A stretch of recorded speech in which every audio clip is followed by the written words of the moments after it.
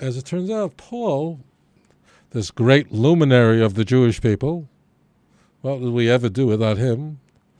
Paul completely misquotes this passage in 1 Corinthians 9. In 1 Corinthians 9:9, Paul wants to raise money for the church. He says it's written in the law of Moses, meaning the Torah, that you shouldn't, he then quotes Deuteronomy 25 verse 4, that you shouldn't muzzle an ox when it's threshing. And he asks the question, do you think that God is concerned with oxen?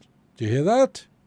Paul takes a commandment in Torah to be kind to an animal and to not cause it stress. And then when the animal is pulling the plow, when an animal is working the field, you can't put a muzzle on it. It's rachmanis, it's mercy to the animal. And this great giant of the Jewish people goes, no, it doesn't mean that at all. Or is he speaking altogether of our sake, chapter 9, verse 10? And that, in fact, that people should, in fact, support those who are apostles who are going out and preaching the gospel. That's what it's talking about. And here, the same Christians go, we don't believe in an oral law. Here, Paul slaughters the Jewish scriptures, rips a text which clearly is conveying mercy to an animal, and says, no, do you think God is concerned with oxen? Yes, I do. I think God does not want animals to suffer. And I believe that the Torah of Moses is true. And if Paul says something that diametrically against the teaching of the Torah, we throw away Paul and we embrace the Torah.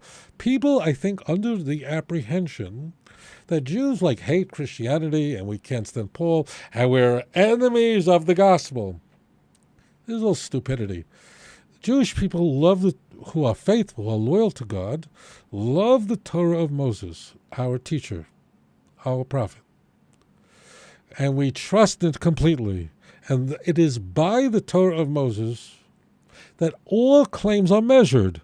And when Paul makes these kind of fatuous statements, what he's doing is telling us a lot more about oxen and church missionaries. He's telling us a lot more about himself, and that he is fully willing to rip the Jewish scriptures to pieces in order to advance his own ministry, his own work, and to make sure that he gets support. Eza chutzpah, what kind of chutzpah audacity does Paul have to go take a text and rip it out of context and say, how, do you think God is concerned with oxen? I do. Do you think God cares about the suffering of a creature? I believe that. Do I trust in the Torah of Moses? Of course I do. When Paul makes this claim that it doesn't even refer to oxen, do you think this? No. Then we immediately dismiss him as somebody who is completely not loyal to the Jewish scriptures,